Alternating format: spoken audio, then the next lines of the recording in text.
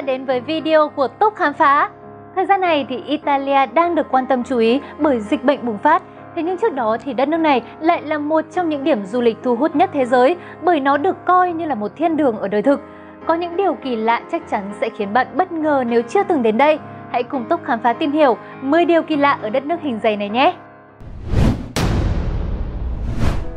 Khi có ai đó qua đời thì chắc chắn đây là một điều đáng buồn, đáng tiếc với người thân của họ. Vốn dĩ đây là một điều không thể kiểm soát, tuy nhiên lại có thể trở thành một điều bất hợp pháp nếu diễn ra tại một thị trấn nhỏ ở miền nam đất nước Italia. Đó là sự kiện diễn ra vào năm 2012, khi ấy thị trưởng thị trấn Falciano del Massiccio ở Italia ra lệnh cấm chết. Điều luật này được đưa ra không phải bởi tôn giáo hay môi trường, mà bởi thị trấn này đã hết đất trống dành cho người chết.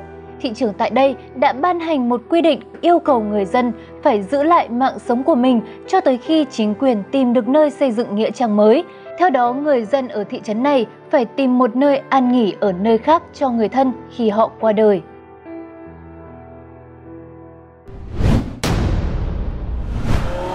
Có vẻ như những ai muốn thử sức đo tốc độ với cảnh sát giao thông Ý sẽ phải nghĩ lại sau khi lực lượng này trình làng dòng xe Lamborghini mới là Huracan cách đây 3 năm.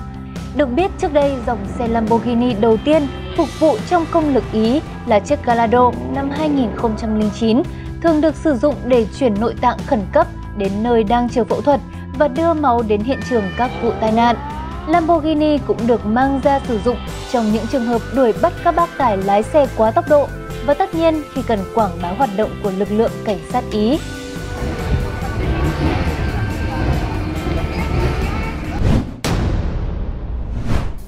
Cấm mang gương mặt cau có khi ở thành phố Milan của Italia. Chính quyền nơi đây yêu cầu mọi người dân phải luôn mỉm cười. Nếu có thái độ khó chịu nơi công cộng, họ có thể sẽ bị phạt. Chỉ trong một số trường hợp đặc biệt như đến thăm người ốm hoặc đi dự lễ tang, người ta mới có thể mang nét mặt buồn rầu. Ngoài những trường hợp này thì nhăn nhó là phạm luật. Tuy là một luật lệ kỳ lạ nhưng mà cũng rất thú vị đấy chứ. Sẽ ra sao nếu luật này được áp dụng ở nhiều nơi hơn? Chắc chắn cuộc sống sẽ vui vẻ, dễ chịu hơn rất nhiều đấy.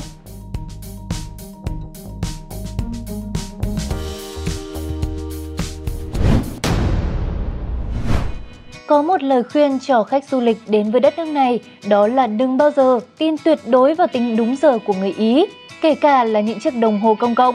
Ngoại trừ giờ tàu xe được đảm bảo chính xác, còn lại thì người dân ở đây có tính đại khái, phóng khoáng nên họ thường không đúng giờ. Người Ý sống chậm và tận hưởng cuộc sống quanh mình. Một bữa ăn tối bên gia đình có thể kéo dài hơn 3 tiếng đồng hồ là chuyện bình thường và trễ hẹn là một thói quen của người Ý. Còn về những chiếc đồng hồ nơi công cộng, mỗi cái thường lại chỉ 1 giờ khác nhau đấy. Thế nhưng người dân Ý lại có giờ giấc ăn uống rất nghiêm ngặt. Ở miền Bắc nước Ý, các nhà hàng chỉ mở cửa phục vụ bữa trưa từ 12 giờ trưa đến 2 giờ 30 chiều và bữa tối từ 7 giờ tối đến 11 giờ tối.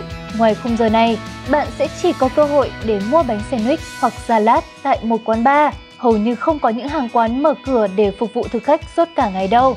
Nếu không kịp ăn trưa trước 2 giờ 30 chiều, họ sẽ phải đợi đến bữa tối. Cũng không có siêu thị 24 giờ ở đây, thật chẳng biết đường nào mà lần.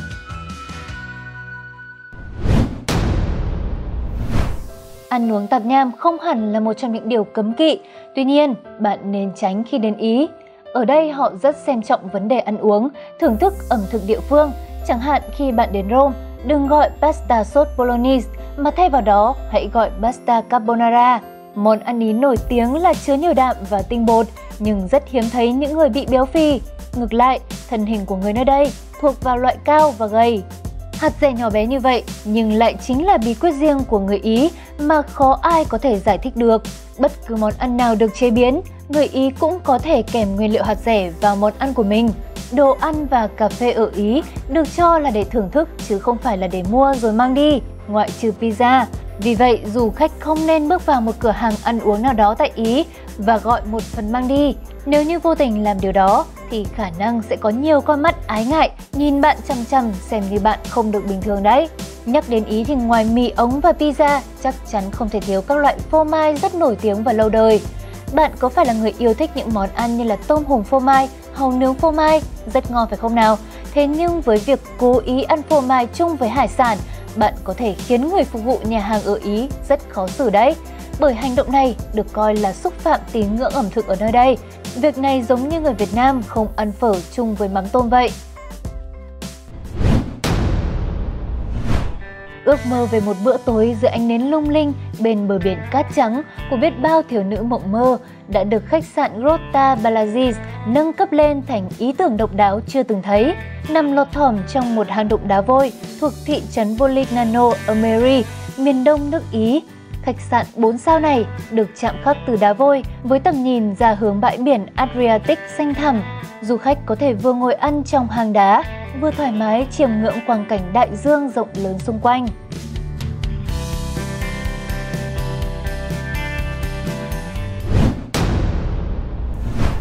Không quá ngạc nhiên khi nói đây là quốc gia của các loại rượu. Từ Bắc xuống Nam của nước Ý là hơn 1 triệu vườn nho với chất lượng nhất nhì trên thế giới.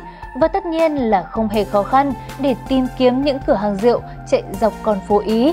Rượu chính là một niềm tự hào của người dân nơi đây. Khi ăn sáng tại Ý, du khách có thể được mời uống một ly rượu ngon để khởi đầu ngày mới và mang một ly rượu khác về cho mình để dành trong bữa trưa. Phần rượu này sẽ được đặt trong một chiếc bình nhỏ.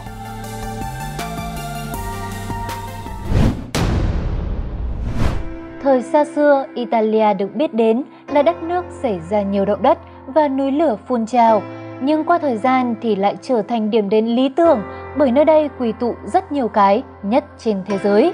Đất nước có nhiều di sản nhất thế giới, kinh đô thời trang lớn nhất thế giới, nơi có nhiều thành phố lãng mạn nhất thế giới. Italia cùng với Trung Quốc là hai nước có nhiều di sản thế giới được UNESCO công nhận nhất 50 năm di sản.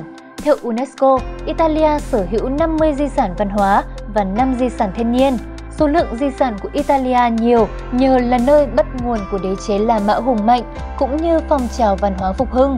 Khi du lịch Italia, bạn không nên bỏ qua các địa điểm như tháp nghiêng Pisa, cung điện Hoàng gia Caserta, cầu máng nước Vanvitelli, quần thể San Lucio, khu vực khảo cổ và vương cung thánh đường Aquileia, thành phố Vicenza, các dinh thự Palladian của Veneto hay đấu trường La Mã. Nơi đây còn sản sinh ra nhiều thương hiệu thời trang đình đám và những nhà thiết kế tài danh. Italia được coi là cái nôi của thời trang nói riêng và nền nghệ thuật nói chung. Có rất nhiều thương hiệu thời trang nổi tiếng ở Italia như Prada, Gucci, Valentino, Armani, Versace, Dolce & Gabbana. Đất nước Italia được mệnh danh là thiên đường của sự lãng mạn. Ở đây có rất nhiều thành phố biểu trưng cho sự lãng mạn như Venice, Verona, vương quốc của tình yêu, nơi gắn liền với câu chuyện tình cảm động của Romeo và Juliet, hay Rome, Napoli, nơi ẩn chứa vẻ đẹp của những con đường dài quanh co trong nắng. Ngôn ngữ của Italia cũng vì thế mà trở thành thứ ngôn ngữ đặc trưng cho tình yêu của nhân loại.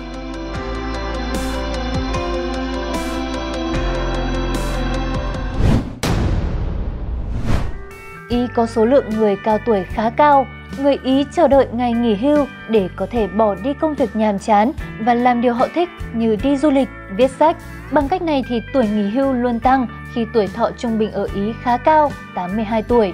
Nếu bạn đang ở gần một biệt thự cổ tuyệt đẹp với cảnh quan đẹp nhất, đó có thể là một nhà dưỡng lão bởi vì người Ý tin rằng người cao tuổi xứng đáng nhận được những điều tốt đẹp nhất. Người Ý quyết định kết hôn và sinh con muộn. Các cặp vợ chồng thường quyết định kết hôn khi họ đã có 2 hoặc 3 đứa con. Theo số liệu của Eurostat, năm 2016, phụ nữ tuổi trung niên trở thành bà mẹ lần đầu khi 32 tuổi và đàn ông trở thành cha ở tuổi 35. Thật thú vị khi một người phụ nữ 40 tuổi lại có khả năng sinh con hơn là người phụ nữ dưới 20 tuổi. Một khảo sát cho thấy số vụ ly hôn vì mạng xã hội đang tăng lên. Ông Gian Eto Gassani, Chủ tịch Hiệp hội Luật sư Hôn nhân Gia đình Italia tiết lộ, 40% các trường hợp ly hôn nhắc đến việc vợ hoặc chồng dùng WhatsApp để tán tỉnh người khác. Ông nói thêm, mạng xã hội giúp việc phản bội tại Italia trở nên dễ dàng hơn. Đầu tiên là nhắn tin, Facebook và giờ là WhatsApp. Nhân tình có thể gửi ảnh cho nhau. Chúng tôi chứng kiến nhiều người trưởng thành sử dụng dịch vụ để duy trì 3 hay 4 mối quan hệ khác nhau. Vừa rồi là 10 điều thú vị kỳ lạ chỉ có ở đất nước Italia Không biết là có bạn nào sau khi xem video này đang rất nóng lòng chờ đến ngày hết dịch để có thể khám phá đất nước Italia này không? Hãy chia sẻ suy nghĩ của bạn ở phần bình luận bên dưới nhé! Và còn rất nhiều điều thú vị đang chờ đợi các bạn ở những video tiếp theo của Top Khám Phá. Xin chào tạm biệt và hẹn gặp lại!